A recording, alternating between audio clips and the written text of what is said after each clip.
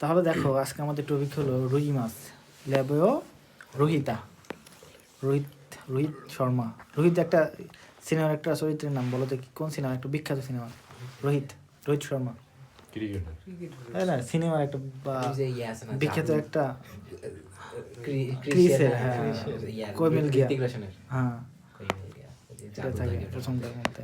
রোহিত শর্মা রোহিত শর্মা না, তাই না? রোহিত থাকে, ও আচ্ছা তাই ওই রোহিত শর্মা তো একজন আছে না, তাই রোহিত। তাহলে রুই মাছ, টপিক হলো রুই মাছ। তো রুই মাছের সম্পর্কে কী জানবো, এখানে আমাদের লেখা আছে, এখানে দেখো জানবো রুই মাছের বাহ্যিক গঠন জানবো, রুই মাছের রক্ত সংবহনতন্ত্র জানবো, তারপরে জানবো রুই মাছের শ্বসনতন্ত্র। তন্ত্র তাহলে কয়টা, একটা রক্ত সংবহন, একটা হলো শ্বসনতন্ত্র। দেন রুই মাছের বায়ুথলের সম্পর্কে একটু জানবো কিছু, ঠিক আছে? রুই মাছের প্রজনন এবং জীবনচক্র সম্পর্কে একটু জানবো, দেন সংরক্ষণ পদ্ধতি, এগুলো সব জিনিস। তাহলে এখানে ওভারঅল যেগুলো আমাদের ইম্পর্টেন্ট জিনিস সেটা হলো বাহ্যিক গঠন, সংবহনতন্ত্র, রক্ত, আর এটা হলো এইটা বায়ুথলের সম্পর্কে একটু জানতে হবে। আর এখানে যে রুই মাছের প্রজনন সম্পর্কে একটু জানতে হবে, এগুলাই হলো ইম্পর্টেন্ট জিনিস আর কি।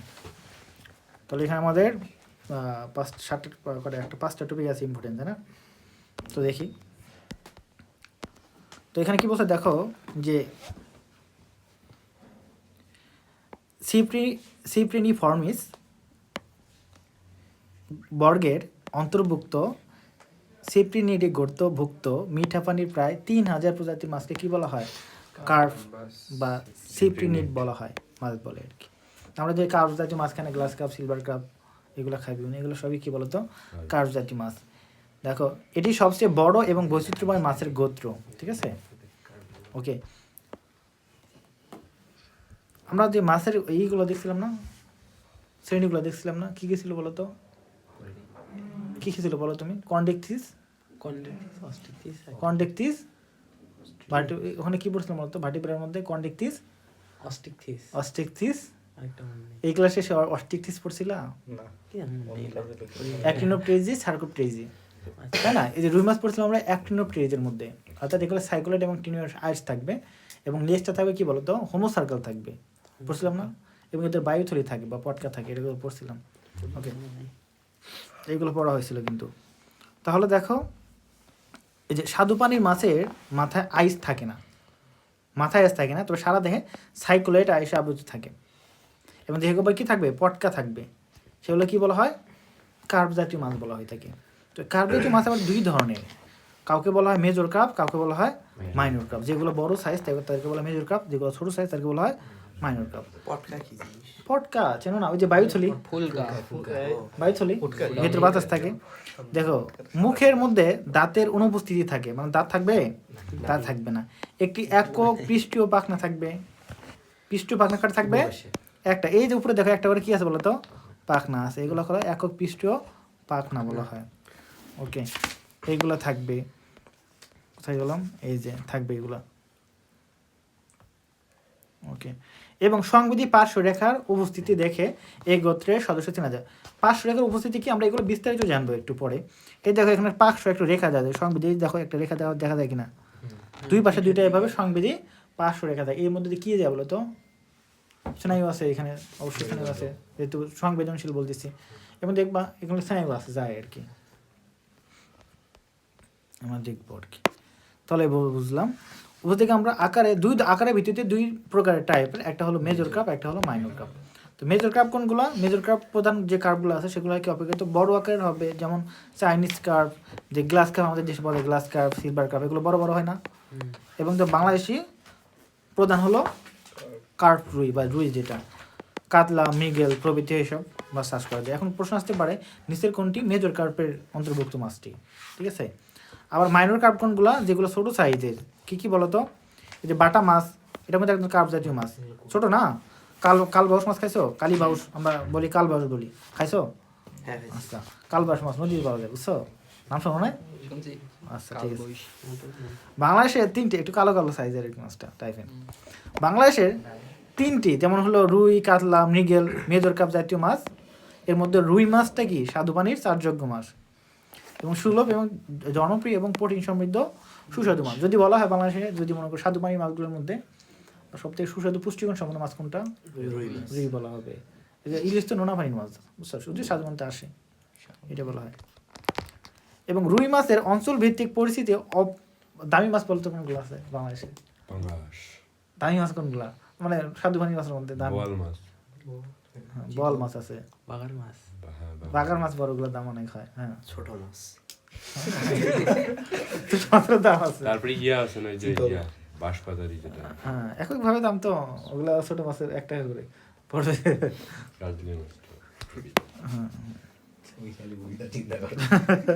দেখো তাহলে রোহিত, রাও, গরমা, নওশে, এগুলো বিভিন্ন মাছ আছে, বিভিন্ন অঞ্চল পাওয়া যায়। এই দেখবো সুন্দরবনের মাছগুলো যা আছে না, জেলের মাছ ধরে, কত ভ্যারাইটি ধরনের মাছ ধরে। এটি দ্রুত বর্ধনশীল মাছ। এই যে একটা চ্যানেল যেন কি যেন আছে সুন্দরবনে, ওরা মাছ ধরে খুবই, অনেক আমি দেখি মাঝে মধ্যে, খুব ভালো লাগে। না অনেকগুলো মানুষ মিলে আর কি সুন্দরবনে। আমি তোমাকে দেবো না এরপরে, যদি মেসেঞ্জারে দেবো না, যদি সামনে পড়ে।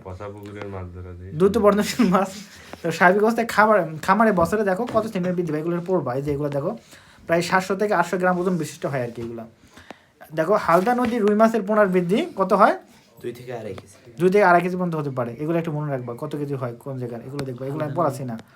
বসতিগুলো যদি বলি কোথায়, হালদা নদী কি আছে, পুষ্টি ভালো, মানে কি খাবার ভালো পাওয়া যায়, বেশি পাওয়া যায়, ভালো হয়। দেখো সব জায়গা তো আর সব প্রাণীর জন্য উপযোগী না, বুঝছো না? তো এই এলাকার যেমন যদি বলি পদ্মাতে কি পাওয়া যায় বলো তো, ইলিশ বেশি পাওয়া যায়, তাই না? ওই জায়গায় পাওয়া যায় বেশি, চাঁদপুরের ওই দিক দিয়ে বেশি ইলিশ পাওয়া যায়। রুই মাছের আগের প্রজাতি জানি কি, হাঙ্গর। কি যে তুমি জানো ভালো। দেখো রুই মাছ, দেখো শোনো, প্রজাতি সবসময় নিম্ন থেকে উচ্চতর দিকে যায়, উচ্চ থেকে নিচে আসে না, বুঝছো? রুই মাছ ইন্ডিয়া অর্থাৎ মূল ভূখণ্ড, পাকিস্তান, বাংলাদেশ, মিয়ানমার, এগুলো জায়গায় পাওয়া যায়। এগুলো আমি কিছু বলবো না, আর মেন পরে যাই। দেখো শ্রেণীতাত্ত্বিক অবস্থান, ফাইলাম বা পর্ব কি বলতো? করডাটা পর্ব কাদেরকে বলা হয়, তোমরা বলো তো পারবা? নটগট থাকবে। নটগটের উপস্থিতি হিসাবে কয় ভাগ করা হয় পর্ব? কেউ বড় ভাগ করা কয়টি বলো তো? কি বলো? ভার্টিব্রেটা। সেফালোকর্ডাটা মানে কি তুমি বলবা? তুমি বলো। কোন এক পর্যায়ে থাকে সেফালোকর্ডা তোমাদের পড়াইছি, তুমি বলো। সেফালোকর্ডা বলতে কি বোঝো? এটা কি কথা? সেফালোকর্ডা, এগুলো সব তো বলছিলাম, শর্টকাট হলে বলছি আমি, যে নটগটটা থাকবে হলো মাথার দিকে, সেফালো মানে কি মাথার অংশ, আর ইউরোকর্ডা বলতে ইউরো মানে লেজের দিকে থাকবে, আর ভার্টিব্রেটা বলতে নটগটটা মেরুদণ্ড দ্বারা প্রতিস্থাপন হবে। এই যে এটা একটা ভার্টিব্রা, মানে ভার্টিব্রেট বা মেরুদণ্ডী প্রাণী মাছ। ওকে, তাহলে এটা কি হবে? ভার্টিব্রাটার অন্তর্ভুক্ত হয়ে যাবে। নটগট মেরুদণ্ড দ্বারা কি হবে? প্রতিস্থাপিত হয়েছে, এই জন্য এটা ভার্টিব্রা। ওকে, অ্যাক্টিনোপ্টেজ যেটা বললাম, কি বলতো? তুমি যেটা বলছিলা অস্টিকটিজের একটি ভাগ। অস্টিকটিজকে 2 ভাগ করা হয় পরবর্তীতে, ছোট ক্লাসে পড়ছিল অস্টিকটিজ। এখানে 2টা ভাগ আছে, একটা অ্যাক্টিনোপ্টেজ, একটা কি বলতো সার্কোপটেজ। অ্যাক্টিনোপ্টেজ আর সার্কোপটেজের 2টা একত্র মেল হলো কি বলতো? অস্টিকটিজ। ওকে, তো এটা কি অস্থিময় রশ্মিযুক্ত পাখনা, অর্থাৎ যে পাখনাগুলো থাকবে এগুলো কি থাকবে? হ্যাঁ, রে মানে যে থাকবে, মানে কি থাকবে? অস্থির মতো থাকবে, মানে ওগুলো রে থাকবে, এরকম কাটার মতো থাকবে।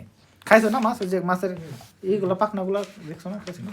লেজ তো খাইছো, লেজের মধ্যে দেখো না অনেকগুলো থাকে। তারপর দেখি এই যে বললাম এটা কি বলতো? অর্ডারটা একটু বললাম, একটু আগে দেখে আসলাম, ফ্যামিলিটা দেখলাম, একটু উপরে আসলাম। তারপরে কি বলবো তো, এটা জেনাসটা কি বলতো? লেবিও। তারপরে এটা কি? লেবিও রহিত হলো স্পিসিস, প্রজাতি। ওকে, প্রজাতির নাম। ওকে, এখন দেখো এগুলো একটা মাছগুলো চেনে রাখতে পারো, এগুলো সবই আমাদের পরিচিত মাছ, তাই না? এই যে ভাগনা মাছটা একটু অপরিচিত মনে হচ্ছে, হ্যাঁ অপরিচিত না, এটাও মনে হয় চেনা মাছ। এটা নতুন ভিডিও, বুঝছো? নতুন বই, পুরাতন বই পড়াবো না, নতুন বই নিয়ে আসছি, ঠিক আছে? দেখো স্বভাব বলতে কি? দেখো এরা কি খায় না খায়, কোথায় থাকে, একটা তো কোথায় থাকে বললাম। জীবনের প্রাথমিক পর্যায়ে রুই মাছের পছন্দের আহার কি বলতো? প্লাঙ্কটন জাতীয় খাবার। প্লাঙ্কটন 2 প্রকার, একটা হলো প্রাণী প্লাঙ্কটন, একটা হলো কি উদ্ভিদ প্লাঙ্কটন। আমরা জানি প্রাণী প্লাঙ্কটন বলি আমরা জু প্লাঙ্কটন, আর উদ্ভিদ প্লাঙ্কটন বলি আমরা ফাইটোপ্লাঙ্কটন, আমরা ছোট ক্লাসে পড়ে আসছি।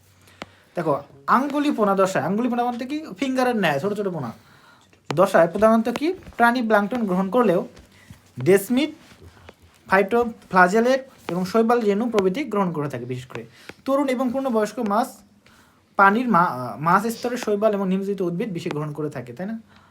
প্রধানত এরা কি বলতো? শাকাশি, মানে কি বলতো? শাকসবজি খায় শাকাশি। ওরকমই শাকসবজি খায় আর কি, উদ্ভিদ খায় আর কি। পাতা পাতা। দেখো, পৌষ্টিক নালীতে পচনশীল জৈব পদার্থ, বালুকণা এবং কাদা প্রভৃতি দেখে তলদেশী খাদ্য হিসাবে মনে হয়। এবং খুঁটি খাওয়ার উপযোগী নরম ঝাঁঝর যুক্ত ঠোঁট এবং মুখ গলবিলীয় অঞ্চলে দাঁতের বদলে ধারালো কর্তন রয়েছে। দেখবা এটা দাঁত না, কিন্তু দেখবা যে ওই যে মানে দুই ঠোঁটের সাইডে পাতে মনে হয় ধারালো কাটা কাটা এরকম মনে হচ্ছে আর কি। করাতের মতো মনে হয়, মানে কি করাতের মতো, ওই যে কি আছে না, লোহা কাটে যে করাত না, ওরকমই ওরকম হ্যাস্কো ব্লেডের মতো ওরকম বিষয়টা আর কি। এখানে কর্তনাল রয়েছে, ঠিক আছে। এখন কথা হলো যে এখানে একটা জিনিস বললাম, যেটা হলো কি পৌষ্টিক নালীতে পচনশীল জৈব পদার্থ এবং বালু এবং কাদা, এগুলো দেখে আমরা বুঝতে পারি যে এই মাছটা কোথায় থাকে, নদীর তলদেশে থাকে। কিভাবে? কারণ এই যে বালু তো নদীর তলেই থাকবে, তাই না? জৈব পদার্থ অর্থাৎ এখানে যে বিভিন্ন ধরনের যেটা বললাম মানে বালু ডালু বা কাদা, এগুলো তো মাটির নিচে পানির নিচে থাকবে। তো বোঝা যায় যে এগুলো মাটির সংস্পর্শে বসবাস করে আর কি। ওকে, এগুলো বোঝা যায়। দেখো ফুলকা রেখার আছে যেগুলো কি করতে পারবে, ফুলকা সরু চুলের মতো কি থাকে বলো তো, ফুলকা রেখার থাকে, যা দেখে বোঝা যায় অতি ক্ষুদ্র প্লাঙ্কটন এরা সেকে খেতে পারে। ক্ষুদ্র রেখা, ফুলকা রেখা বলতে দেখবা যে ফুলকা তো চেনো নাকি, ওই যে লাল লাল যেটা আমরা মাছ চিনি আর কি, যে বলি না যে বাজারে গেলে ফুলকা দেখে নিতে হবে, যদি লাল থাকে তাহলে বুঝবো টাটকা মাছ। তো ওখানে দেখবা যে ওই যে মানে খন্ড খন্ড জালের মতো, ওগুলাকে ফুলকা রেখার বলা হয় কি, ঠিক আছে। ওকে, তাহলে আর এখন যেটা ইম্পর্টেন্ট যেটা মনে রাখতে হবে এখানে, সেটা হলো যে রুই মাছ 14 ডিগ্রি সেলসিয়াসের কম তাপমাত্রায় বাঁচতে পারে না। বুঝতে পারছো? এখন বলতে পারো শীতকালে তো পানির তাপমাত্রা মনে হয় কমে যায়, নিচের দিকে কিন্তু গরমই থাকে, ঠিক আছে। উপরের দিকে ঠান্ডা থাকে, নিচের দিকে কি থাকে, গরমই থাকে। দেখবা ওই যে শীত প্রধান এলাকাগুলোতে দেখবা, তাও তো মানে 14 ডিগ্রি শীত প্রধান এলাকাগুলোতে দেখবা ওই যে করে না, উপরে বরফ থাকে, নিচে কি থাকে, পানি থাকে, মাছ মারে না মানুষ ঘুরে, তো এরকম উপরে নিচে কিন্তু তাপমাত্রা ঠিকই থাকে। হ্যাঁ, কিন্তু 14 ডিগ্রি সেলসিয়াসের নিচেই তো থাকে কি থাকে, পানিতে। কে বলছে?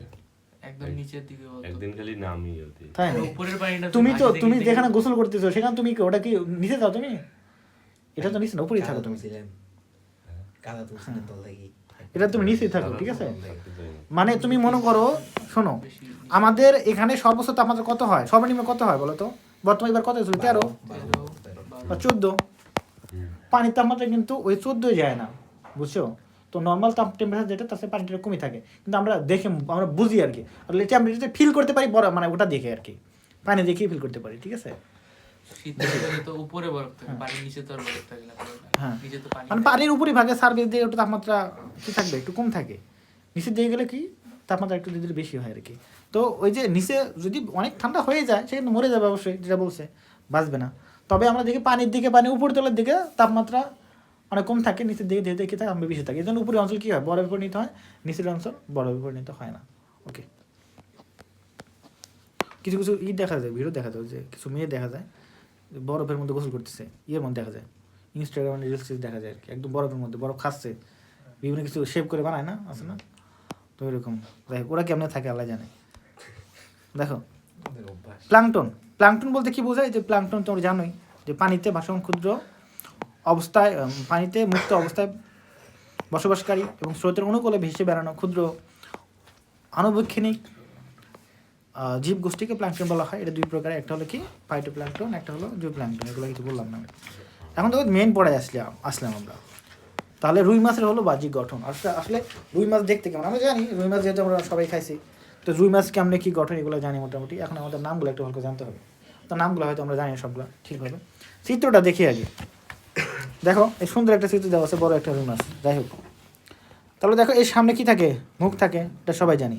মেনলি পার্ট যদি বলি, 3টা পার্ট। একটা কি বলতো, মাথা, দেহকাণ্ড, আর একটা কি লেজ। মাথার মধ্যে কি কি পার্ট আছে, মুখ ছিদ্র আছে, তারপর সামনে কি আছে, চোখ আছে, তারপরে এই যে সামনে দুই পাশে দুইটা কি থাকে, ফুটা থাকে, এগুলো কি বলি, নাসারন্ধ্র। ওকে, তারপরে দেখবা এই যে এই পাশে দেখবা দুই পাশে দুইটা কানকো থাকে, কানের মতো ঢাকনা থাকে, ঠিক আছে, যেগুলো কি ফুলকাকে ঢেকে রাখে। ওকে, তারপর কি আছে পিছন দিকে আমরা দেখতেছি, এখানে কি বলতো, এটা বক্ষ পাখনা। বক্ষ মানে কি, বুকের কাছে যে পাখনাটা থাকবে, এটা এই পাশে থাকবে, ওই পাশে থাকবে, এটা হলো যুগ্ম পাখনা বলি। কি পাখনা? যুগ্ম। এটা দুইটা আছে। উপর দিকে এটা পৃষ্ঠীয় পাখনা, যেটা বললাম একটু আগে, পৃষ্ঠীয় পাখনা থাকবে একটা। তারপরে দেখো এই যে এখানে এটা হলো শ্রোণী চক্রের দিকে, এটা কি শ্রোণী পাখনা। এটাও তো যুগ্ম। কোনটা? হ্যাঁ, এটাও যুগ্ম। এটা হলো শ্রোণী পাখনা। যেন আমাদের কি শ্রোণী চক্র পড়ছো না, এই যে বাংলায় পড়ো, এই যে এখানে, যে এখানে এই জায়গায় অংশটুকু শ্রোণী পাখনা, শ্রোণী কি বলি, কি যেন বললাম একটু আগে, ভুলে গেলাম কি যেন বললাম একটু আগে আমি, আমরা বাংলায় বলি। যুগ্ন না না, শ্রোণী কি যেন বললাম মানুষের, শ্রোণী চক্র।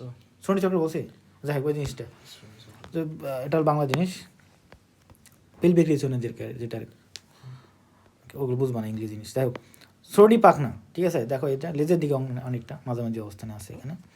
তারপরে দেখো এখানে এই যে পায়ুছিদ্র এখানে আছে, পায়ুছিদ্র এখানে যদি আরও দুইটা ছিদ্র আছে আমরা একটু পরে দেখবো যখন বিস্তারিত করবো। তারপরে দেখো এটা হলো কি পায়ু পাখনা, অর্থাৎ পায়ুর কাছে যে পাখনাটা সেটা হলো পায়ু পাখনা আছে। আর এখানে পুচ্ছ পাখনা, পুচ্ছ পাখনা বলতে কি লেজটাকে বোঝানো হয়, পুচ্ছ পাখনা বলা হয় থাকে। তো এখানে আরও আমরা কিছু থাকবো, যে পার্শ্ব রেখা আছে একটা, দুই পাশে দুইটা পার্শ্ব রেখা আছে, এইগুলো আছে, ঠিক আছে। এরপরে আমরা আরও ছোটো ছোটো অনেক কিছু জিনিস আমরা জানবো, এটা দেখতেছি আমরা। ওকে সে ভাই আমি উঠলাম। আচ্ছা যাও। মিটিংয়ে বসছিল, চলে যাচ্ছে যাবা। তোমার দেখো তাহলে রুই একটি কি বলো তো অস্থিময় মাছ, তাই না? অস্থিময় মাছ, তরুণ অস্থিময় মাছ কোনটা বলো, কোন চিংড়ি। কোন উপবর্গের মাছ, মানে কোন শ্রেণীর মাছগুলা করিনি তো। তুমি বলো, এইগুলা কথা তুমি বলো। চিংড়ি তো নাস্তির মাছ না, তরুণ অস্থি, কন্ডিকথিস, কন্ডিকথিস মানে কি? তোর নাস্তি। তরুণ অস্থি মিষ্টি মাছ। কি মাছ ভাই তোরা? মানে উদাহরণ। হাঙ্গর যদি বলি, সামুদ্রিক মাছগুলা যে আছে, হাতুড়ি মাছ, এগুলো হলো কি তরুণ আসতে বিশিষ্ট মাছ আর কি, ঠিক আছে। ইলেকট্রিক এগুলো বলে গেছো কেন এইগুলো, দেখো পড়ো নাই, মন থাকবে কেমন নাই। দেখো এর দেহ অনেকটা কি বলতো মাকু আকৃতির, মাকু আকৃতির কি বুঝাইছে কিন্তু কাদের বুঝাইলাম, মাকুতন্ত্র গঠন করে মাকু। মাকু দেখাইছি না? এই যে মাইটোসিস। হ্যাঁ হ্যাঁ, ওখানে এই যে মাকুর মধ্যে দেখছো, এই যে এরকম দেখো দুই পাশে সরু মাঝে একটু মোটা, এটা হলো মাকুর মধ্য গঠন, ঠিক আছে। এবং মধ্যভাগ কি বলতো চওড়া, তাহলে রুই মাছ কি আকৃতির, মাকুর আকৃতির, মনে রাখবা। মধ্যভাগ চওড়া হয় এবং দুই প্রান্ত কি হবে কোমর সরু হবে, এবং প্রস্থ হবে কি বলতো উচ্চতা বেশি থাকবে, এগুলো একটু বললাম। তাহলে দেখো এই যে এদের গঠনটা কি বলা হয়, এমনভাবে গঠনটা হয়েছে যাতে করে পানির বাধা না পায়, ঠিক আছে, পানির বাধা যাতে না পায়। তো এই যে কোনো একটা জিনিসের গতিদান করতে যে নির্দিষ্ট একটা কাঠামো দেওয়া হয়, এটাকে বলা হয় স্টিম লাইন। কি বলা হয়? Steam line. তো এটাকে এই যে এই ধরনের গঠনকে বলা হয় স্টিম লাইন বলা হয় আকৃতিকে, ঠিক আছে। রুই মাছের এই গঠনটার কারণে রুই মাছের পানির বাধা পায় না, সহজে সামনে যেতে পারে। দেখো রুই মাছের দেহ তিনটি অংশ বিভক্ত, মাথাকাণ্ড, দেহকাণ্ড এবং লেজ, একটু মনে রাখবো। মাথার ক্ষেত্রে যদি বলি হেড, ঠিক আছে, মাথা। তো দেখো এখানে যেটা হবে যে দেহের অগ্রভাগের থেকে কানকর পশ্চাৎ প্রান্ত পর্যন্ত অংশটি কি মাথা, এগুলো বেশি বড় কথা না, 4 থেকে 5 ইঞ্চির মতো লম্বা হয়, এগুলো হয়, এগুলো বেশি না। তুণ্ড দেখো, ভোতা তুণ্ডটা কি বলতো, তুণ্ড চেনো মুখটা একদম না, মুখটা, হ্যাঁ মুখটার মতো। এই যে আমি একটা ফিগার নিয়েছি তোমাদের বোঝার জন্য, ফিগার আছে এই যে এখানে দেখো, এই যে যেটা আছে না অনেকটা হোয়াইট ইস পার্পল কালার নাকি, এটা কি বলতো, থোতা বলতে পার, এটা হলে কি বলতো তুণ্ড, ঠিক আছে, এটাকে তুণ্ড বলা হয়ে থাকে, ঠিক আছে, তুণ্ড বলা হয়ে থাকে। এবং নিচু এবং কিন্তু চুয়ালের সামনে বাড়ানো থাকে, তাই না, চুয়ালের সামনে বাড়ানো থাকবে। এবং কোনো পার্শ্বীয় খণ্ডবিহীন, পার্শ্বীয় কোনো খণ্ড আছে না, একটার মতো। এবং মুখ অর্ধচন্দ্রাকার এবং নিচের দিকে উপপ্রান্তীয়ভাবে অবস্থিত, আড়াইভাবে বিস্তৃত। এবং এগুলো পরীক্ষা আসবে না, কঠিন শব্দের জন্য একটু বুঝাই দিচ্ছি আমি। এখানে আবার চন্দ্র মোটা ঝালের মতো ঊর্ধ্ব এবং নিচে কি থাকবে, নিচে কি থাকবে, নিম্নষ্টে আবৃত থাকবে। দেখো উপরের দিকে কি আর নিচের দিকে এইভাবে কি থাকবে, অর্ধচন্দ্রাকার এগুলা, এবং কি থাকবে, এগুলো আবৃত থাকবে আর কি, এগুলো বলছে। ঊর্ধ্বচুয়ালের পিঠের দিকে একদলে কি থাকবে, নরম এবং ছোট ম্যাক্সিলারি বারবেল থাকবে, ম্যাক্সিলারি কি থাকবে, বারবেল থাকবে। ম্যাক্সিলারি বারবেল কি চেনো? এই দেখো এখানে আছে, ওই যে পাঙ্গাস মাছ, কি মাছ, মাগুর মাছে দেখা যায় দুইটা ও হ্যাঁ, লোমের মধ্যে দেখা যায় না, বড় অ্যান্টেনার মধ্যে দেখা যায় না, তো ওইগুলো বলা হয় বারবিউল বলা হয়, ঠিক আছে, ম্যাক্সিলারি বারবিউল। এগুলো সংবেদনশীল। এই যে এখানে দেখো, এই যে দুই পাশে দুইটা কি আছে, এই যে দেখো দাঁতের মতো দেখে দুই পাশে, এটা বাইরে না, এগুলো বারবিউলের। যদিও এখানে যদি বলি মাগুর মাছের ক্ষেত্রে বড় বড় দেখা যায়, এরকম থাকে, এটা কি ঠিক আছে। কি এটা কি বললাম বলো তো, নাসারন্ধ্র। একটা কেনটা এই পাশে সেটাই তো করছি যে একটা কেন যদি এখানে দেখাতে ভুল করছে ভাই, ওই দিয়েছে পুরোটা। তো যাই হোক বুঝতে পারছো, তাহলে ম্যাক্সিলারি বারবিউল থাকে এক জোড়া, ঠিক আছে। এটা কি সংবেদন পায় আর কি, বিভিন্ন সংবেদন নেয় বা স্বাদও পেতে পারে, এটা আর কি। ওকে, তুণ্ডের পৃষ্ঠদেশে দু চোখের সামনে এক জোড়া কি থাকবে, নাসারন্ধ্র থাকে দেখলাম। নস্ট্রিল থাকবে এবং প্রত্যেক নাসাদের পিছনে কি মাথার দুপাশে একটি করে কি থাকবে, একটি করে বড় গোল কি থাকবে, চোখ আছে এবং চোখের পাতা থাকে না, এটা মনে রাখতে হবে। মাছের কি চোখের পাতা আছে, এটা মনে রাখতে হবে, পাতা নাই। এবং কর্নিয়া স্বচ্ছ ত্বকীয় আবরণে কি থাকবে, আবৃত থাকবে। ওকে, এবং মাথা কি আইসবিহীন, দেহ কাণ্ড এবং লেজ মিউকাসময় সাইক্লেট আইস আবৃত। তাহলে এখানে কি এই টপিতে কি জানতে হবে, এর আইসটা হলো সাইক্লেট, এটা আগেও পড়া হয়েছে তাই না। এই যে ম্যাক্সিলারি বারবেল থাকে কয় জোড়া, এক জোড়া ম্যাক্সিলারি বারবেল থাকে, নরম এবং ছোট ম্যাক্সিলারি বারবেল থাকবে। ওকে, এবং এখানে কি দেখবা আর কি পড়তে পারো, এখানে এগুলো আর লাগবে, এগুলো কেউ জানে। তা স্টিম লাইন তার গঠন কেমন, স্টিম লাইন গঠন, ঠিক আছে, দেহের আকৃতিকে স্টিম লাইন বলা হয় থাকে। দেহের পার্ট তিনটা দেখলাম, মাথা, দেহকাণ্ড, এগুলো একটু মনে রাখতে পারবে। ওকে, তারপর দেখো দেহকাণ্ড বা ট্রাঙ্ক যেটা আছে, এটা কি বলতো, কানকোর শেষ ভাগ থেকে পায়ু পর্যন্ত দেহের অংশ কি বলবো আমরা, দেহকাণ্ড। পায়ু বলতে কোন অবধি, এই যে অবধি পায়ু ছিদ্র এখানে আছে আমাদের, হ্যাঁ, মানে এইটুকু অংশটিকে আমরা কি বলতে পারি, এইটুকু বলতে, মানে এখানে এইটুকু, তাহলে এইটুকু মনে করে আমরা কি বলতে পারি, পায়ু পাখনাটা কি মানে দেহকাণ্ডে না লেজে?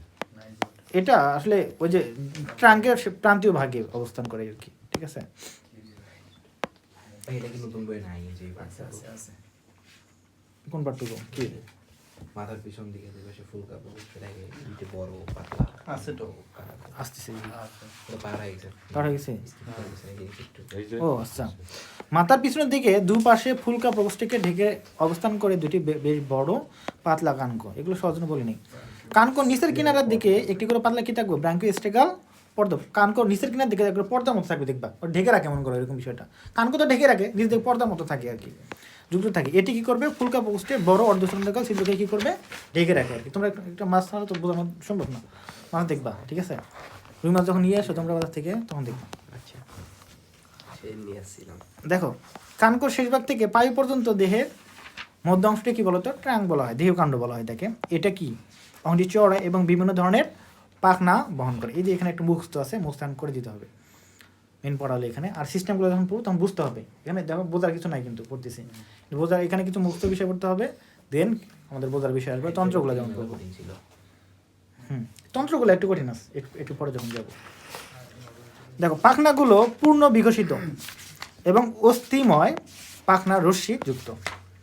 দেহকাণ্ডের পশ্চাৎ প্রান্তের অঙ্কীয় দেশের ঠিক মাঝ বরাবর তিনটি কি বলতো, ছিদ্র, যেটা বললাম পায়ু ছিদ্র দেওয়া আছে, আর একজন ছিদ্র আছে, কয়টি ছিদ্র আছে টোটাল বলতো, অঙ্কীয় দেশে মানে কি বুকের দিকে, নিচের দিকে, তার মানে দেখো কয়টি থাকবে, তিনটে থাকবে। কি একটা হলো পায়ু ছিদ্র প্রথমে থাকবে, তারপরে মাঝে থাকবে জনন ছিদ্র, তারপরে কি বলতো, তাহলে তুমি কি যেমন রাখতে পারো, পাঁচজন দিয়ে, কি দ্বারা, পাঁচর দিয়ে, কি বলি, পাঁচর দিয়ে মনে রাখতে পারো, পাঁচর দিয়ে মনে রাখলে পারো। তাহলে পায়ু ছিদ্র, জনন ছিদ্র এবং রেশন ছিদ্র, এটা হবে একটা দুটা কিন্তু আসে পরীক্ষায়, ঠিক আছে, কোনটা কোথায় থাকে। ওকে, এটা তোমরা ভালো পারবা। দেহের দুপাশে একটি ক্ষুদ্র গর্ত থাকে আছে, যা আইসের নিচে অবস্থিত একটি লম্বা খাদ্যের সাথে যুক্ত থাকে। এই খাদ বা গর্তের সমন্বয়ের মাধ্যমে কি পার্শ্বরেখা অঙ্গ গঠিত, যেটা দেখালাম, একটু দেখেছি না, পার্শ্বরেখা। এটা কি সংবেদনশীল কোষ, এতে অবস্থিত সংবেদনশীল কোষ পানির তরঙ্গ থেকে পানির গুণাগুণ সংক্রান্ত রাসায়নিক সংবেদ গ্রহণ করে। তাহলে দেখো এটা প্রশ্ন আসতে পারে আমাদের এখানে, এমসিকিউ আসতে পারে যে পানির গুণাগুণ সংক্রান্ত রাসায়নিক সংকেত রুই মাছ কিসের মাধ্যমে মানে বুঝতে পারে, তাহলে পার্শ্বরেখার মাধ্যমে, পার্শ্বরেখা অঙ্কের মাধ্যমে, পার্শ্বরেখার শুধু পার্শ্বরেখাই সংগতি ভেতরে থাকতে পারে, এটা সংবিধি আর কি, সিনেমার মধ্যে একটা কাজ করে আর কি। দেখো এখন দেখবো আমরা পাখনাগুলো দেখবো, দেখলাম বিভিন্ন ধরনের পাখনা আছে, তো আমরা এখানে মুক্ত করতে হবে রুই মাছের কত ধরনের পাখনা থাকে, কোন পাখনায় কয়টা করে রশ্মি থাকে, এগুলো পরীক্ষা আসে, বুঝতে পারছো। দেখো মাছের চলনাঙ্গ কি বলা হয়, পাখনা বলা হয়, প্রশ্ন আসে পাখনা কাকে বলা হয়, মাছের চলনাঙ্গকে পাখনা বলা হয়, কিন্তু আসতে পারে। পাখনা সাধারণত চাপা এবং পাখনার রশ্মিযুক্ত হয়। পাখনার ভেতরে অবস্থিত সমান্তরালভাবে বিন্যস্ত সূক্ষ্ম শলাকার অন্তকঙ্কালকে কি বলা হয়, পাখনা রশ্মি বলা হয়ে থাকে। এগুলো জানো তোমরা। রুই মাছে মোট 5 ধরনের পাখনা দেখা যায়, মনে রাখতে হবে কয় ধরনের পাখনা পাওয়া যায়, 5 ধরনের। এগুলো কিন্তু ভেরি ভেরি ইম্পর্টেন্ট, পরীক্ষায় এমসিকিউ পাইবে এখান থেকে। এর মধ্যে দেখো বক্ষ এবং শ্রোণী পাখনা কি বলতো, জোর প্রকৃতির। জোর প্রকৃতি তাহলে কয়টা, বক্ষ এবং শ্রোণী পাখনা হলো যৌন প্রকৃতির, অর্থাৎ জোড়ায় থাকে, জোড়ায় থাকে। এবং পৃষ্ঠীয় পাখনা, পায়ু পাখনা এবং পুষ্ট পাখনা। পৃষ্ঠীয়, পায়ু, পুষ্ট। দেখো তিনটা কি দ্বারা লেখা আছে? প দিয়ে। তিনটা কি দ্বারা? পৃষ্ঠীয় বাহু। হ্যাঁ, তাহলে যে কয়টা আছে প দিয়ে লেখা সে কয়টা কি বলতো? একা একা, সিঙ্গেল। ঠিক আছে, প দিয়ে সিঙ্গেল, আর বাকি যেগুলো আছে সেগুলো কি বলতো? জোড়ায় আছে। ঠিক আছে, ওকে। তাহলে দেখো যুগ্ম পাখনা গুলো কি কি? তাহলে কি দেখলাম? বক্ষ পাখনা, আর একটা কি ছিল? পৃষ্ঠীয় পাখনা। শ্রোণী। কোনটা? হ্যাঁ, কি? প্রথমটা বক্ষ। তাহলে এখানে হলো বক্ষ পাখনা। ঠিক আছে, ওকে। পৃষ্ঠ পাখনা আমাদের একটা, এখানে হলো বক্ষ পাখনা আছে। বক্ষ পাখনা হলে কি আমাদের একটা যুগ্ম পাখনা, তাই না? ওকে ওকে। তারপরে দেখো কানকর ঠিক পিছনে কোথায় গেল? এই যে এখানে বক্ষ পাখনা কোথায় গেল বলো তো? এই যে কানকর ঠিক পিছনের দিকে থাকবে। দেহকাণ্ডের সম্মুখে পার্শ্বের দিকে এক জোড়া বক্ষ পাখনা রয়েছে। কোথায় আছে একটু বললাম। মেন কথা কি লাগবে বলো তো? 16 থেকে 17টি পাখনা রশিযুক্ত। তাহলে এটা মুক্ত করতে হবে। বক্ষ পাখনায় কয়টি রশি থাকবে? 16 থেকে 17টি। প্রতিটা পাখনা দুইটা আছে না? প্রতিটাতে কয়টা করে থাকবে বলো তো? 16 থেকে 17টি পাখনা রশিযুক্ত থাকবে। ঠিক আছে, এবং এ পাখনা পানির গভীর থেকে উপরে উঠতে কি করবে? সাহায্য করে, মানে অর্থাৎ এভাবে এভাবে উপর দিকে উঠে আসে। ঠিক আছে, আর সামনে দিতে সহায়তা করে কে বলো তো? লেজের সাহায্য করবে। ঠিক আছে, ওকে। তাহলে মনে রাখতে হবে যে আমাদের বক্ষ পাখনা কয়টি আছে রশ্মি? 16 থেকে 17টি। এটা মুক্ত করতে হবে। ওকে। তারপরে আছে কি বলতো? শ্রোণী পাখনা। শ্রোণী পাখনা তো দেখালাম আমি, এই যে এখানে দেখো এগুলো বলা কি? শ্রোণী পাখনা। দুই পাশে দুইটা আছে। শ্রোণী পাখনা। শ্রোণী শেষে কি আছে? নি। শ্রোণী মানে 9, শ্রোণী নিতে 9। তাহলে কয়টা হবে? শ্রোণী 9। কয়টা হবে পাখনা? রশি কত হবে বলো তো? 9টি রশি থাকবে। ঠিক আছে, ওকে। এই পাখনা মাছকে উপরে এবং নিচের দিকে চালাতে এবং দ্রুত ঘুরতে বা থামতে সাহায্য করে। এগুলো একটু মনে রাখলা যে কী করতে সাহায্য করে? উপরে নিচের দিকে চলতে, দ্রুত ঘুরতে এবং থামাতে সহায়তা করে। এগুলো মাছের দেখবে অনেক সময়, এরকম দেখবা মুভমেন্ট আছে, এইভাবে দেখবা, ভিডিও দেখা যায় অনেক সময়, অনেক ভিডিও আছে। দেখো আর কি অযুগ্ম পাখনা। বিজোড় বললে ভুল হয়ে যাবে। অযুগ্ম, বিজোড় বলতে একটা আছে, এখানে তো অনেকগুলো নাই, একের অধিক তো নাই, মানে এরকম নাই যে তিনটা, এরকম তো নাই, একটাই। এটা সিঙ্গেল পাখনা, একটা পাখনা। তাহলে পৃষ্ঠ পাখনা উপরে যেটা আছে, দেহগঠনের মাঝ বরাবর বড় একটা পাখনা আছে, এটা হলো কি রম্বস আকৃতি হয় আর কি, পৃষ্ঠ পাখনা বলা হয় থাকে। এখন কথা হলো, মেইন কথা হলো আমাদের সংখ্যা মনে রাখতে হবে। এটা কত বলো তো? 15 থেকে 16। তাহলে এটা হলো 15 থেকে 16, আগেটা কত ছিল বলো তো? 16 থেকে 17 মনে রাখতে হবে। পৃষ্ঠ পাখনা মাছকে কি করতে হবে, কি করে বলো তো? উল্টে যাওয়া থেকে রক্ষা করে, এটা ধরে রাখে যাতে সোজা থাকে, যাতে উল্টে না যায়, এটা রক্ষা করে। এটি মাছকে হঠাৎ ঘুরতে এবং থেমে যেতে সাহায্য করে। ঘুরতে থেমে যেতে আগেরটাও করতো, বাট এটা কি করে? একটা মানে এটা উল্টে যেতে মানে আমাদের কি করে? বাধা দেয় আর কি, নাহলে উল্টে যাইতো আর কি। তাহলে প্রথমটা কি দেখলাম আমরা? বক্ষ পাখনা ছিল কত? 16 থেকে 17টি। তারপরে শ্রোণী হলো 9তে, শ্রোণী 9তে হলো 9। তারপর দেখলাম হলো কত? পৃষ্ঠ কয়টা হলো? পথে পৃষ্ঠ, পথে 15, পথে পৃষ্ঠ, পথে 15 মনে থাকবে? পথে পৃষ্ঠ, পথে 15 থেকে 16। ওকে ওকে। তারপরে আছে কি বলতো? পায়ু পাখনা। এটা হলো পায়ুর ঠিক পিছনে দেহের অঙ্কের দেশে মধ্যরেখা বরাবর একটি পায়ু পাখনা অবস্থান করতেছে।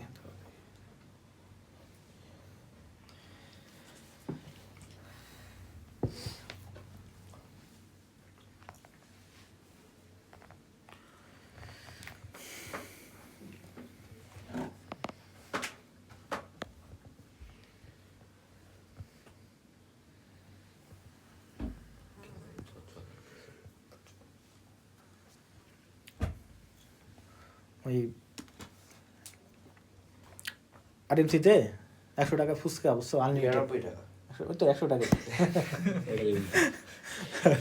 ওই 100 টাকায় ফুচকা হলো, তুমি 99 টাকা দিবা, 100 টাকা দিবা, 1 টাকা লাভ। ওটা আসলে কি বলতো? এই যে এইগুলা দেখবা 999 টাকা, তো 1000 বেশি দেখা যায় না, 900 দেখলে অনেক কম কম মনে হয়। এটা হলো মার্কেটিং এর বলছি একটা, যে মনে হয় একটা সংখ্যা কম, ডিজিট কমে যায়, আলাদা একটা মানে ইয়ে আসি যায় যে নতুনত্ব আসি যায়, 1000 এর তো সমান সমান হইলো, আর এটা কম দেখা যায় আর কি, সংখ্যাটা ছোট মনে হয়। আনলিমিটেড ফুচকা। হ্যাঁ, তা আমার ফ্রেন্ডটা বলতেছে চলো খাই স্টোর ওখানে তো আছে, আমার টিউশন আছে, আবার পরীক্ষা আছে কালকে। পাঁচতলা পরীক্ষা আছে কালকে। তোমার তো ইংলিশ প্যারা নেই, আমার দেখো তাহলে কি এটা বলো তো, পায়ু পাখনা কয়টি বলো তো? 7টি পাখনার সুযুক্ত থাকবে। এটা কি করবে বলো তো? মাছকে সাঁতারের সময় সুস্থির রাখতে সহায়তা করে।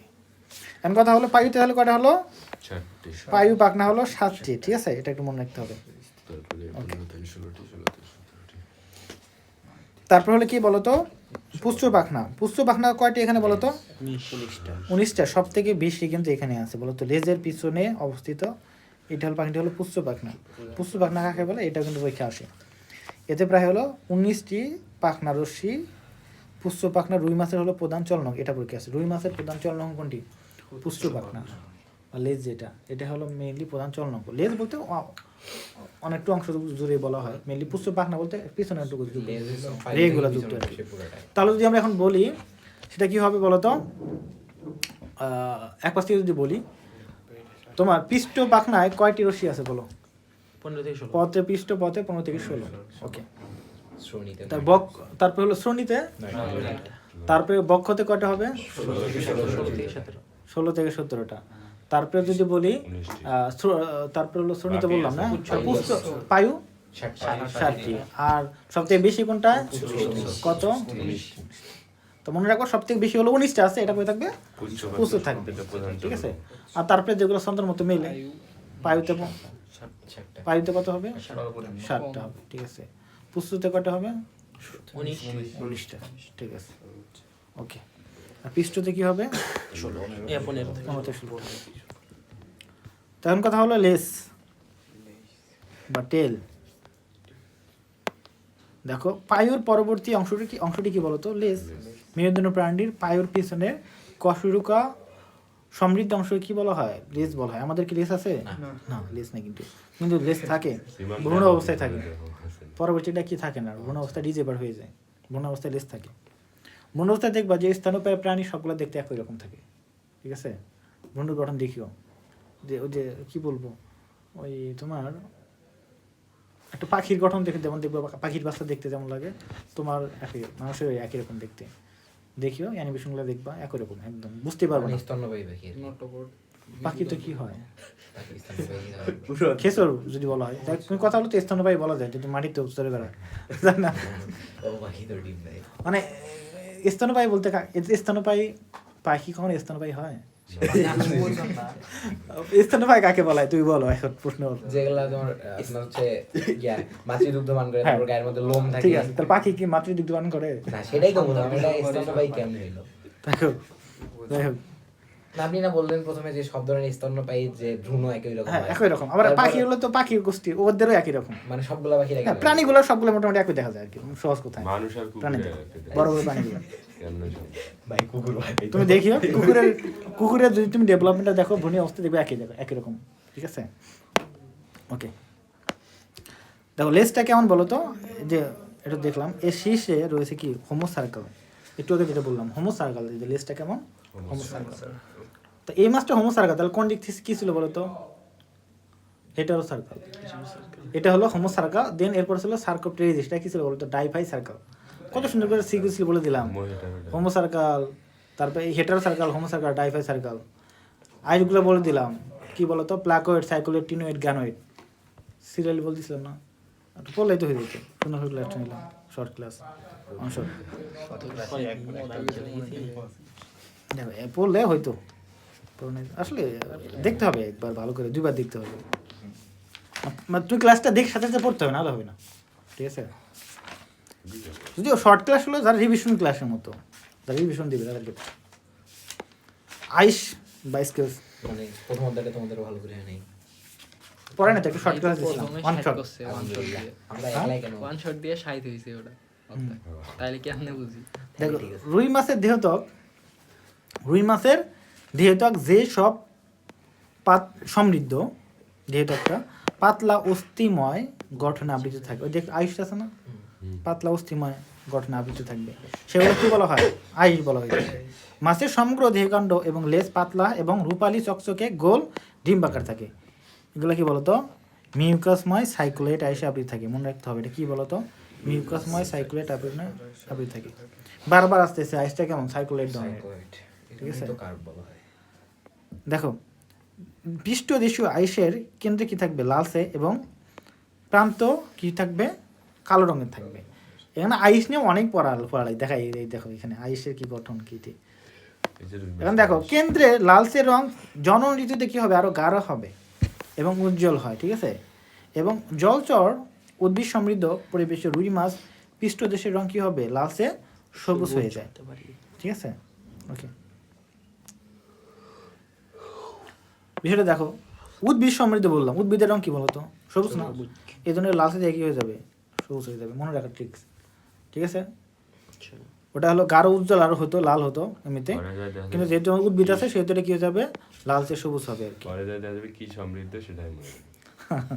আইসগুলো দেখো তোমাকে ডার্মাল স্তর থেকে সৃষ্টি হয়, কোথা থেকে ডার্মাল। ডার্মাল স্তর থেকে। এবং প্রতিটি আইস অবশ্যই ডার্মাল পকেট এর মধ্যে বসানো থাকে, ত্বকে ডার্মাল পকেট দেখবা তুললে দেখবে একটা পকেটের মধ্যে বের হয়, কিন্তু আইসগুলো তুললে দেখবা না পকেট পকেট মনে হয় আর কি, ওর মধ্যে বসে থাকে আর কি। এরকম রুই মাছে ভালো দেখা যায়, ঠিক আছে, দেখবা রুই মাছ তুলে দেখা যায় অনেক অনেক মানে এটা pocket খাপের দেখা যায়, মধ্যে খাপের মধ্যে দেখা যায় আর কি। এটাকে ডার্মাল পকেট বলা হয়ে থাকে, বসানো থাকে, বুঝছো। টালির ছাদে টালি যেমন একে অপরের সাথে আংশিকভাবে ঢেকে রাখে। ঢেকে রাখে, আইসগুলো তুমি কিভাবে সাজানো থাকে পাটালি না ওরকম মনে করো। ছিল আমাদের বাড়িতে। রাসায়নিকভাবে আইসগুলো কি চুন এবং কোলাজেন তন্তু দিয়ে গঠিত, এইটা মনে রাখতে হবে। আইস তার রুই মাছ আইস কি দ্বারা গঠিত, চুন ও কোলাজেন তন্তু দিয়ে গঠিত, এটা মনে রাখতে হবে। চুন ও কোলাজেন তন্তু দিয়ে গঠিত, এই যে আইসের চিত্রটা দেখো, ঘি লাগে। তাহলে দেখো হ্যাঁ এই যে একটা কেন্দ্রের দিকে সেন্ট্রাল পয়েন্ট কি বলা হয় ফোকাস। তারপর দেখো এই যে রুই মাছের যে এই যে রেখাগুলো আছে না, এই রেখাগুলো কিন্তু তার বৃদ্ধি নির্দেশ করে, ঠিক আছে। রুই মাছের রেখা দিয়ে তার বয়স নির্ধারণ করা যায়, ঠিক আছে। আমরা পড়বো একটু পরে। আইসের তো এই বাস থেকে ওই বাস পর্যন্ত দেখা যায় তার ভিতরে। আইসের দেখো বয়স তুমি বুঝতে পারবা তার এগুলা আইসের রেখা দেখে তুমি দেখো। আইসের কেন্দ্র ভাগ থাকে পুরো এবং কিনার দেহে কি কোষ কি থাকবে পাতলা থাকবে, এবং এ কেন্দ্রে ক্ষুদ্র স্বচ্ছ অংশ থাকে, একে কি বলা হয় ফোকাস বা নিউক্লিয়াস বলা হয়ে থাকে এখানে, ঠিক আছে। ফোকাসের চারদিকে এককেন্দ্রিক বৃত্তাকার সজ্জিত উচ্চ আলের মতো কতগুলো রেখা থাকে, আছে না রেখা থাকে, এই রেখাগুলো কি বলা হয় সার্কুলি বলা হয়ে থাকে। এই যে রেখাগুলো আছে এদের কি বলা হবে সার্কুলি বলা হয়ে থাকে, ঠিক আছে। এক বছরে সার্কুলাস বলা হয়ে থাকে, ওকে। এগুলো কি অস্থি উপাদানে গঠিত, অবশ্যই চুন এবং কোলাজেন নির্মিত।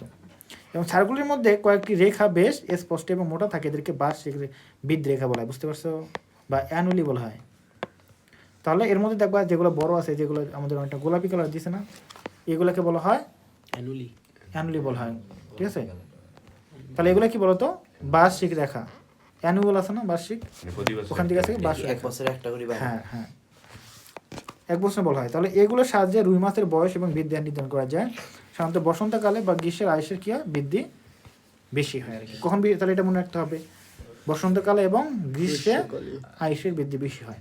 আর ওইগুলো দ্বারা কি বুঝি আমরা বলতো তার বয়সটা বুঝে থাকি।